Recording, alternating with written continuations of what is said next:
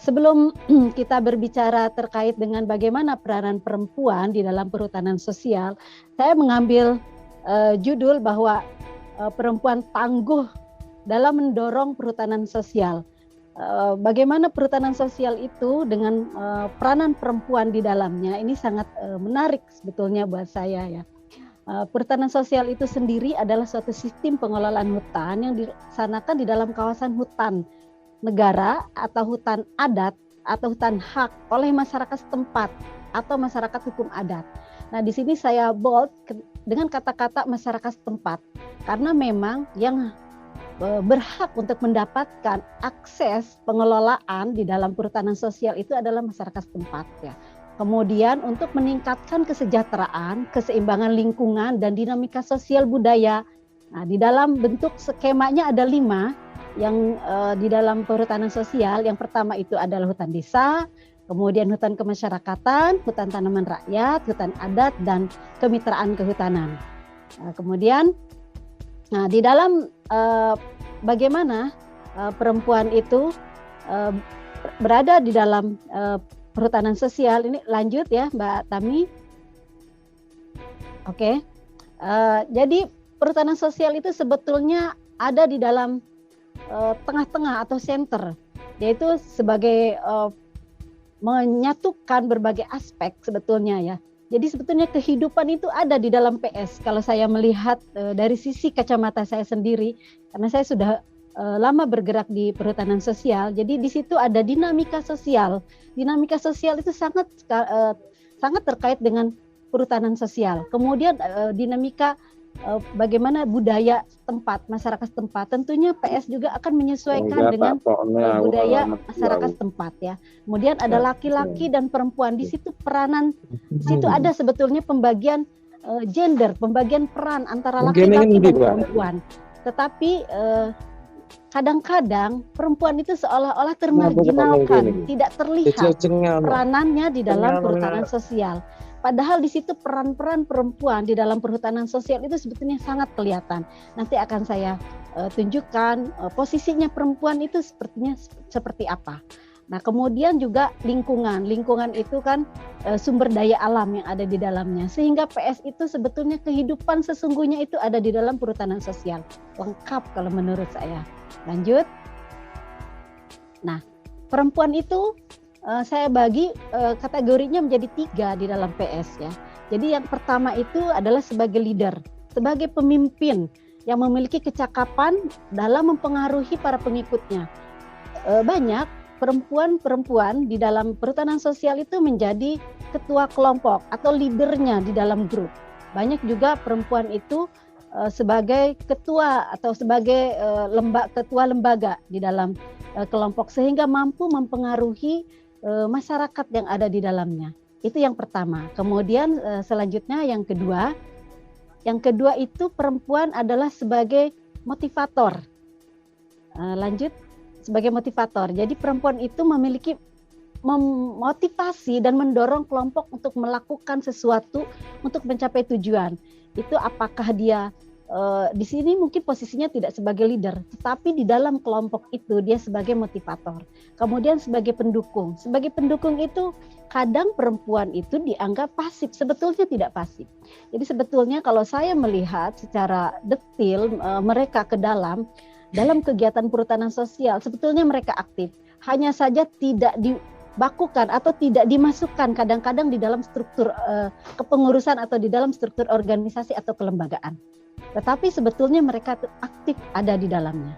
Lanjut.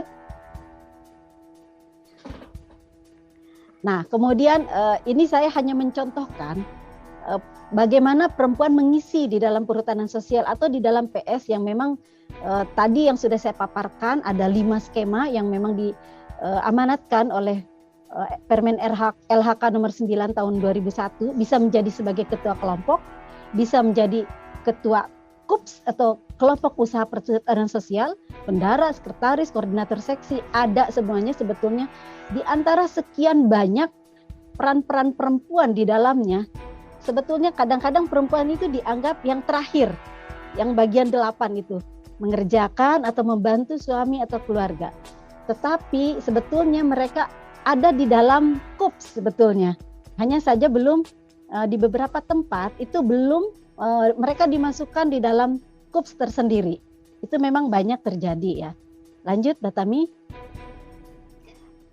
Nah, sebetulnya berbicara tentang KUPS di sini, sebelum sampai ke sini sebetulnya perempuan juga kalau tadi adalah perempuan yang memang berada di dalam perhutanan sosial dalam arti pelaku yang mengerjakan areal atau yang memiliki akses untuk mengelola, tetapi perempuan juga banyak sebagai pendamping masyarakat. Nah, di dalam kegiatan pendampingan masyarakat sebetulnya ada kegiatan setelah izin atau pasca izin itu adalah yang harus dilakukan itu adalah kelembagaan.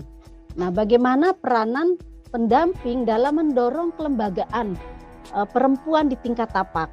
Dalam hal ini ambil contoh di beberapa tempat, misalnya di salah satu hutan desa, dalam satu struktur organisasi mungkin tidak ada perempuan di dalamnya, sebanyak rata-rata kebanyakan laki-laki. Tetapi ketika berbicara KUPS, kelompok usaha perhutanan sosial, disitulah ternyata ada peran-peran perempuan. Ada misalnya perempuan yang ternyata mengurusi kopi, khusus kopi karena di sana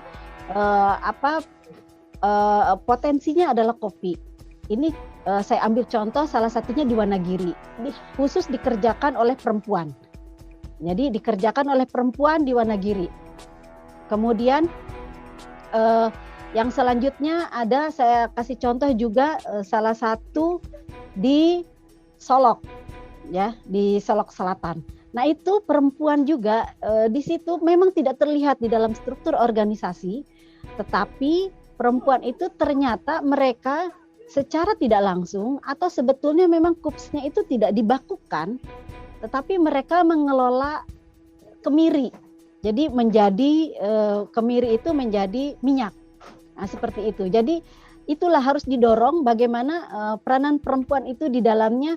Mereka lebih ternyata setelah saya amati lebih mengarah kepada KUPS-nya, kelompok usaha perhutanan sosialnya. Lanjut.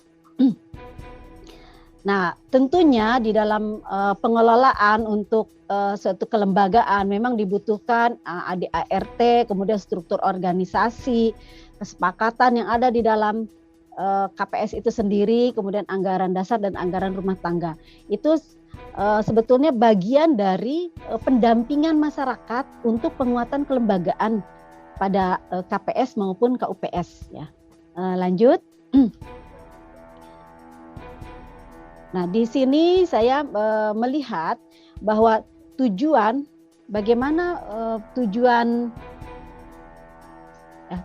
tujuan kelembagaan KPS, kelompok perhutanan sosial dan KUPS. KUPS itu lebih kepada bagian di dalam KPS itu sendiri, yaitu potensi apa yang ada sehingga dikembangkanlah menjadi KUPS-nya ya.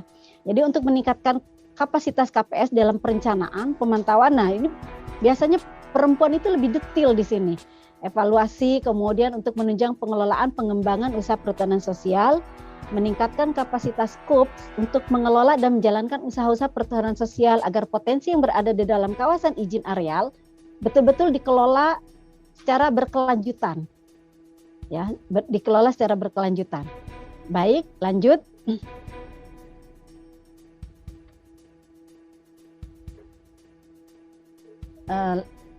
Nah, keluarannya itu tentunya adalah ini khusus untuk pendampingan sebetulnya ya. Ini saya arahkan kepada perempuan-perempuan yang memang mendampingi masyarakat untuk KPS dan KUPS-nya. Jadi yang pertama itu meningkatkan kapasitas KPS, KUPS, kemudian menghasilkan ada beberapa berita acara, kemudian ini KUPS ini memang harus ditetapkan di dalam ditetapkan oleh desa ya, oleh kepala desa, kemudian ada strukturnya, ada dokumen, rencana model dan rencana usaha. Ini keluaran dari KUPS-nya. Jadi KUPS-nya itu sendiri ditentukan berdasarkan hasil identifikasi. Sebetulnya ini tidak serta-merta. KUPS-nya apa? Tergantung daripada identifikasi dan potensi yang ada di areal izin tersebut. Potensinya apa? Misalnya potensinya kopi, arahkan ke KUPS-nya kopi. Tetapi di beberapa izin PS terutama ya, itu ternyata tidak hanya satu saja, KUPS-nya itu bisa beberapa.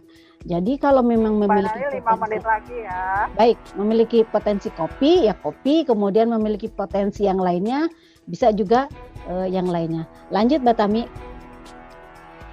Ini adalah langkah-langkah tadi sebetulnya sudah saya jelaskan. Lanjut saja. Nah,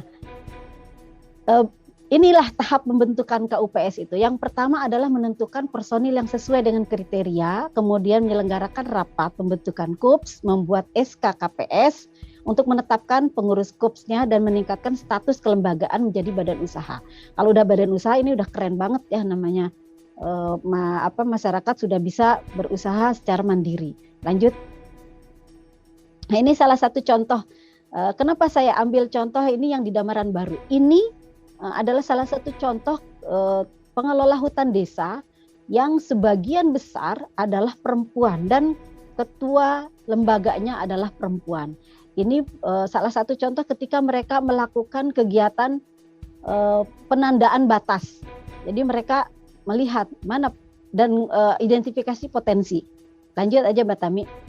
Saya hanya ingin memperlihatkan. Nah, ini identifikasi potensi dan patroli. Sudah seperti ini perempuan semua, luar biasa. Ya, cuma kita dorong terus perempuan seperti ini. Ini salah satu KUPS yang ada di Damaran Baru, itu tepatnya di Provinsi Aceh. Ini KUPS. Nah, terakhir saya. Ya, baik, terima kasih. Assalamualaikum warahmatullahi wabarakatuh.